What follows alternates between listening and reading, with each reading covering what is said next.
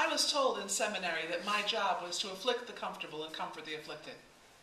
You probably heard it. It comes from Peter Finley Dunn. He was an American humorist. It's been used by many people, from Dorothy Day to Gene Kelly.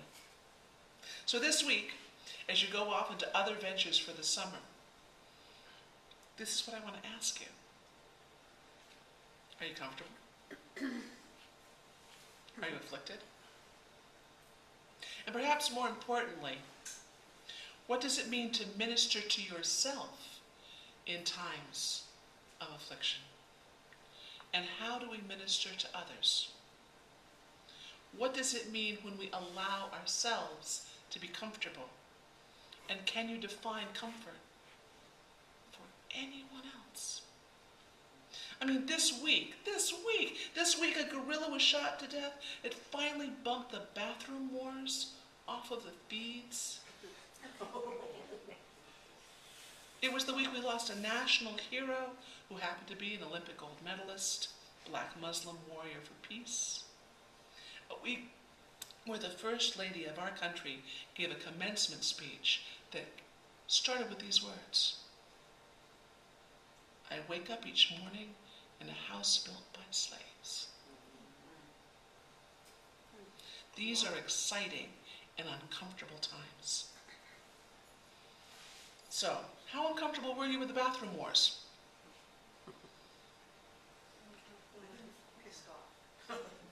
How uncomfortable are you having an African, truly African-American president? How uncomfortable are you being with those that are afflicted by those thoughts?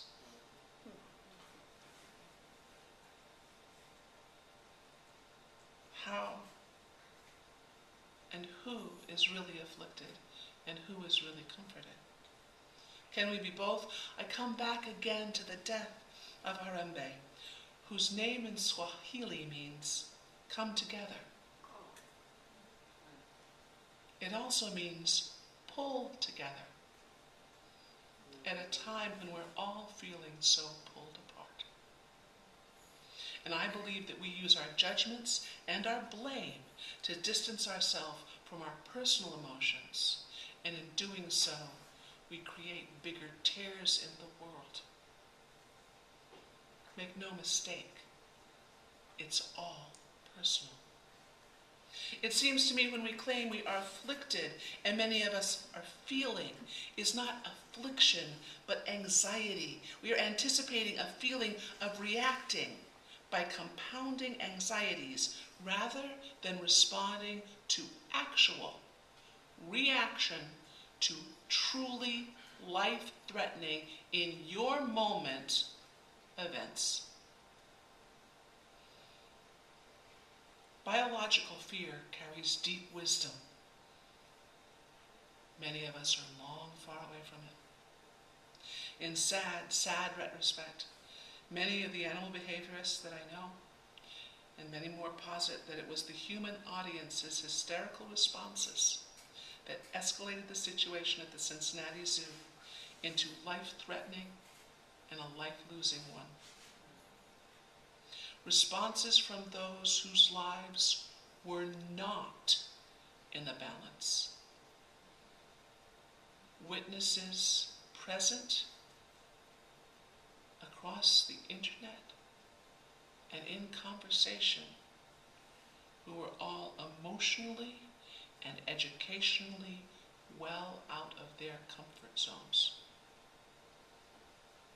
We have been fed a steady diet of fear for so long that we now fear anticipated actions and look for scapegoats while remaining personally inactive to actual threats.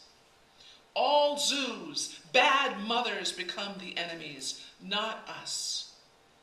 We have baselines of anxiety that can be triggered with hardly anything. The corner of an image of a picture where we don't even see the whole frame or what happened before or what happened after. And like any being under attack, we feel we're under siege. We feel we're under siege all the time. We're like medieval castles, building up walls, getting our hot oil ready. We are defensive, and we are embattled. So we're putting up battlements. We look for blame everywhere in a hot-button instant. Anyone to blame so that we can distance ourselves from the feelings of discomfort and helplessness, or from those corners of feelings that are mirrored. How many times did my son's hand slip out of my hand? How many times did I override and not listen to one of the animals I was working with? When was I hysterical and not grounded in a situation that caused others pain and suffering down the line that I could not have foreseen? I believe also that we confuse comfort with numbness. The ability to look at the truth now, however uncomfortable, however it afflicts us and afflicts our world, we'd rather, move on. That's better. Y'all look lovely. How is it that comfortable people that find themselves afflicted and fail to see the suffering that is all around us? I mean, I think it happens through story because we are the storytelling animal. Yeah. Thank you. Yeah. I mean, He's played well. personal. I mean, it can be a personal one. The story of I had a rotten childhood, therefore this happened to me, I'm a victim, therefore. Or it can be a cultural one. The story of imperialistic Christianity is one of persecution. To deeply internalize this story is to identify yourself as being persecuted. And then you're going to look for signs of persecution everywhere. And it leads you to start identifying enemies at every turn. Anxiety, hair trigger. Your story becomes your identity. The story of liberation Christianity is one of salvation. You are saved. You are free. But it can leave you blind to actual persecutions. You may not act in your own best interests. And I know it sounds a little bit like I'm picking on Christianity, but that is the cultural waters that we swim in. We're in a Unitarian Universalist space, fellowship, congregation, church, battlegrounds. No, we're not a church, we're a congregation. No, we're not a congregation, we're a church. Everywhere, even we, even of course, it could be no other way. Our churches, our congregations, our fellowships are filled with people who feel they're persecuted. Absolutely. Especially here in Northeast Florida, where we're in the minority and our views are not generally accepted by the majority. But how many of you were raised in faiths other than you? Yeah, I get to put my hand down. How many of you were raised you as children? Hey, sister. There's really not that many of us. And that is an issue. Because what it means is that most of our faith is filled with people who grew up feeling like they were fishes out of water. Most of the people that come in these places had that feeling of not belonging, and that can change your story. That can change your story. What is your story of belonging, and where do you feel threatened? How many of you are familiar with the story of Coco the kitten? Coco's kitten? 1, 2, several of you? Okay, Coco Coco's name is Hanbiko. Coco's a nickname. Born on the 4th of July, it means fireworks, fiery, push, push. She was born in captivity. Her handler, caregiver, educator, Penny Patterson, is said to worked with her so that she has language of up to 2,000 words. 2,000 word symbols that she signs. She, however, has no syntax and she has no grammar. But in 1983, she got, "What do you want for Christmas?" Yes. A scientist asked a gorilla what did they want for the day that we celebrate as the birth of Jesus Christ. Just let that sit with you for a moment. And she answered. Let that sit with you for a moment. And what did she ask for? A kitten. And she got one. And she named it All Ball. It was a Manx. And they decided a Manx was better because really not quite so sure how they were going to make this whole thing work, but they felt maybe without a tail to grab it might be a little safer. Became a very popular children's book, video. Coco has had pet cats ever since. Her current ones are Miss Gray and Ms. Black. Ms. Black, by the way, is a tabby cat. Which leads me to the very uncomfortable question, can a pet have a pet? Who's a pet? I used to use a video of her, it was just before the beautiful videos, an old video of her, to try and explain the greater truths of animal-assisted therapy. And I would go back into the trainings, this was really sort of like the beginnings of the Ministry of Animals, and I'd pop this thing, this tape into the machine, and I'd play it, because it had everything I wanted to teach. It had connection, nurturing behaviors, the 5 R's of relationship, respect, reciprocity, responsibility, and raising up. 5-finger exercises. I'm a primate. It was stripped of its human element so that we could start looking at that idea. And 30 years ago, my audiences went, "What?" And shut down. Absolutely shut down. Because all they could focus on was their beliefs and ideas about how gorillas could not be in captivity, how there should be no animal experimentation, how this was on some level abuse, or we are humans, we are not animals. And in both cases, they couldn't get over those ideas to here.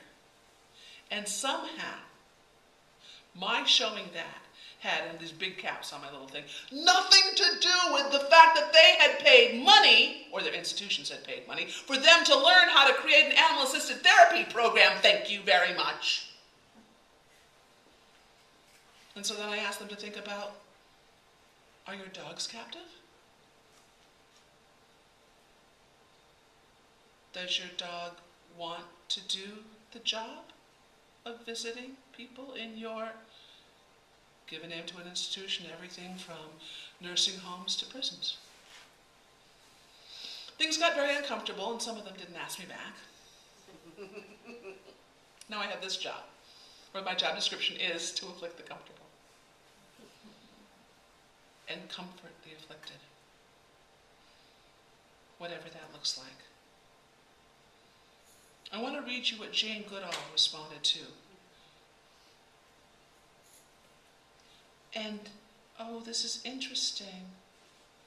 Because I cut and pasted from the net, I don't have network. So I cannot read what she said. It's very short.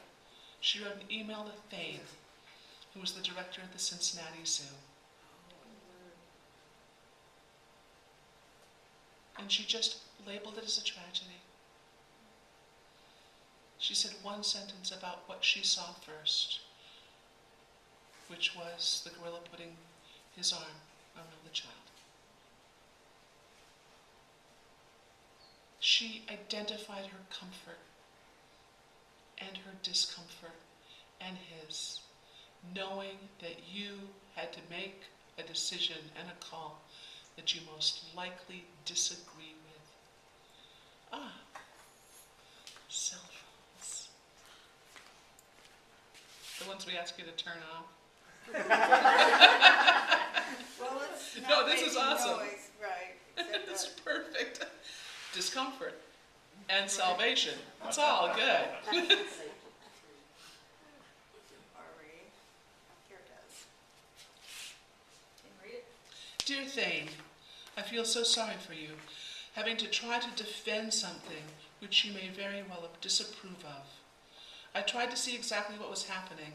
It looked as though the gorilla was putting an arm around the child.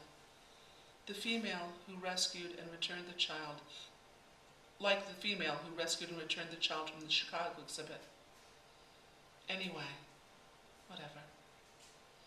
It's a devastating loss to the zoo and to gorillas. How did the others react? Are they allowed to see and express grief, which seems so important? Feeling for you, Jane. Anyway,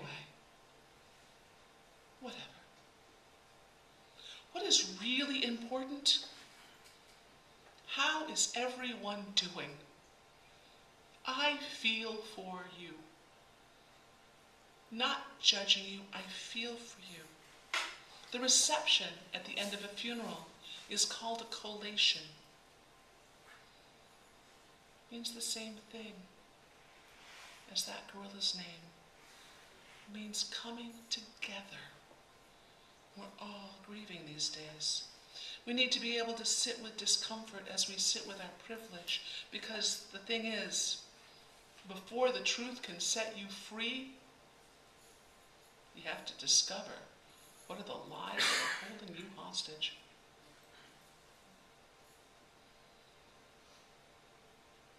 Some of them are so large, you don't even know they exist. And some of them are just little tiny things, but they poke you all the time. So what will next week's big controversial story be that'll poke? I don't know. It most certainly will involve the rights of a few against the emotional comfort of many. It will involve shame and blame. There will be othering. It will involve privilege and the grace that we sit in. Even if it's just the grace of, how long is she going to talk? Are we going to get coffee soon? I want to share just a little bit of a letter from arguably someone who's not a son of privilege to someone who is also not a daughter of privilege, though they were graced with a brilliant, powerful father and mother. On October 29, 1914, the scholar and activist, 46-year-old W.E. Du Bois, or Du Bois, depending on where you're from, writes to his daughter Yolanda, my father always called me Yolanda, who sent her abroad to school. She was 14. My dear little daughter, of course everything is new and unusual. You must miss the smartness and newness of America. Gradually, however, you're going to sense the beauty of the old world, its calm and eternity, and you will grow to love it. But above all, remember, dear, you have a great opportunity. You're in one of the world's best schools in one of the world's greatest modern empires. Millions of boys and girls all over the world would give almost anything they possess to be where you are. You are there by no desert or merit of yours, only by lucky chance. Deserve it, then. I love that. Deserve it, then. Study, do your work, be honest, frank, and fearless, and get some grasp of the real values of life. The main thing is the you. The ability to do, the will to conquer, the determination to understand and know this great, wonderful, curious world. Don't shrink from new experiences, customs. Take cold baths bravely. Enter into the spirit of your big bedroom. Enjoy what is, and pine not for what is not. Read some good, heavy, serious books just for discipline. Take yourself in hand and master yourself. Make yourself do unpleasant things so as to gain the upper hand of your soul. Above all, remember, your Father loves you and believes in you and expects you to be a wonderful woman. So, what did he mean by unpleasant things? I mean, perhaps he meant eating snails or meeting new people. He said unpleasant, not immoral, not degrading. So what's unpleasant for you? What makes you uncomfortable? It's probably not what you think it is. They did a list across the world. Really, every time they say that, you want to go, really? Really? No. They took people, and yes, they did have respondents to a survey around the globe. So, looking at that list and flipping it, that list of what makes us uncomfortable, I offer you these simple actions. Because, now that I've afflicted you, I want to do some things to help you be a little more comfortable. So, number 1, learn to take a compliment. And these are going to sound simple and silly, but if you can learn to take a compliment, what you've done is accepted a form of thanks. It's important to learn how to be a receiver of thanks, just as it's important to be grateful. Learn how to give a compliment, a real one, not just to people, to dogs, to your house. Learn how to give a compliment. Let the beings around you know you see their light shine. Be grateful for how you are and who you are.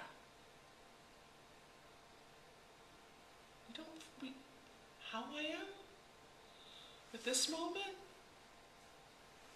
who you are at this moment. Yeah, be grateful for that. Sleep. For heaven's sake, sleep. Yes, really, it is a gift in times of real trauma and real strife. It is physically denied.